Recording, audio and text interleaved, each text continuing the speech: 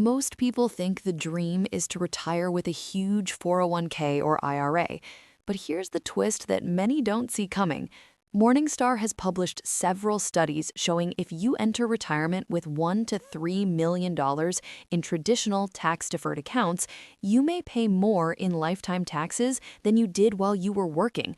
Not because you did anything wrong, and certainly not because you didn't save enough, but rather because the U.S. tax system is designed to punish those who have large traditional account balances.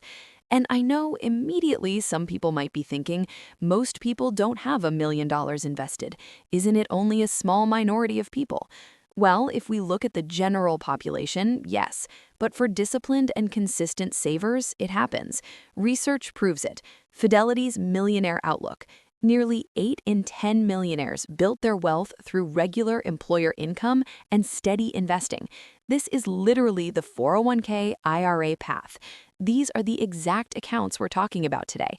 Ramsey's Solution National Study of Millionaires found 93% of millionaires built their wealth in ordinary jobs. Teachers, engineers, IT, managers, healthcare, government, trades, and military.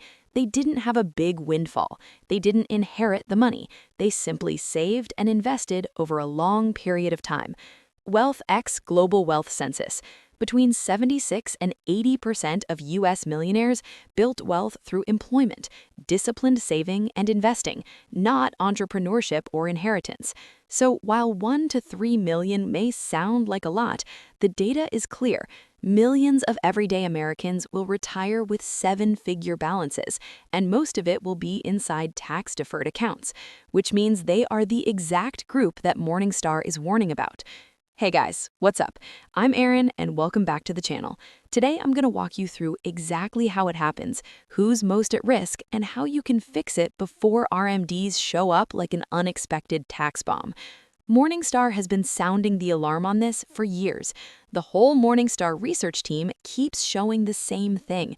Retirees with 1 to 3 million in tax-deferred accounts often pay the highest lifetime tax bills of any group of savers. It's not the ultra-wealthy. It's not the high-income executives. It's the consistent and disciplined savers who unintentionally build this tax problem. Why? Because once you hit your early 70s, the IRS takes control of your withdrawal schedule.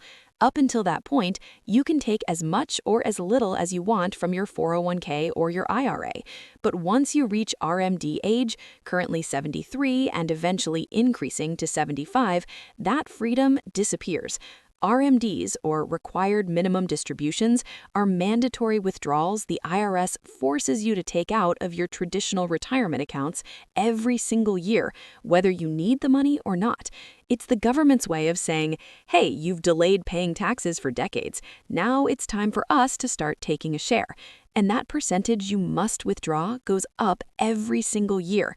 Suddenly, even if you're frugal, even if you have other income sources, even if you don't want to take this money out, you're required to take out $10,000 or tens of thousands of dollars, and it all gets taxed as ordinary income. You no longer get to decide how much you withdraw. Required minimum distributions make that decision for you.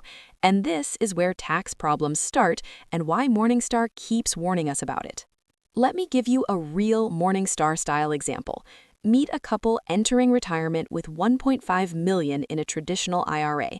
They're 65, they're modest spenders, and they plan to withdraw about 4% a year, roughly $60,000. They're thinking, perfect, we'll take what we need, keep our taxes low, and let the rest just stay invested and keep growing. Here's the problem. Even when they're withdrawing $60,000 a year, the portfolio keeps growing. And in many real Morningstar models, it grows to $1.8 or even $2 million or more by the age of 73.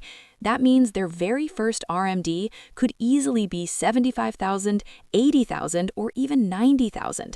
Then add in Social Security on top, maybe another $50,000 combined, and suddenly they're pushed into higher tax brackets. 85% of their Social Security becomes taxable. They trigger IRMA, Medicare surcharges, and their marginal tax rate can spike to 27.75% or even 46.25% because of the tax torpedo. Again, Morningstar keeps warning of these middle affluent retirees, those with balances in the $1 to $3 million range. They're hit hardest with lifetime taxes, not because they're wealthy, not because they're overspending, but because they're forced to recognize income they didn't need or they didn't want. And here's a part that a lot of people miss.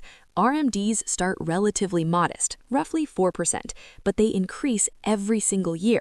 If you're only ever drawing the minimum amount, it's very likely that your portfolio is growing at a rate faster than what you're taking out. And that's exactly what Morningstar's modeling shows over and over again. These balances grow well into your 70s and your 80s and your 90s. The RMDs get larger and larger. The taxed income problem compounds every single year. What starts as a manageable RMD turns into a growing and accelerating tax problem, and it's often one that disciplined savers didn't see coming until it's too late. Let's simplify this, because the tax torpedo is one of the most misunderstood parts of retirement planning. When you take money out of a traditional 401k or traditional IRA, that money is taxable. That's the obvious part. But here's the twist. Those withdrawals can also make more of your Social Security become taxable. So one extra dollar you take out doesn't just count as $1 of income. It can drag up to 85 cents of your Social Security into your taxable income at the same time. And this is where the tax torpedo hits. There are two main danger zones. Morningstar talks about the 27.75% marginal tax zone for people who think they're in the 12% bracket.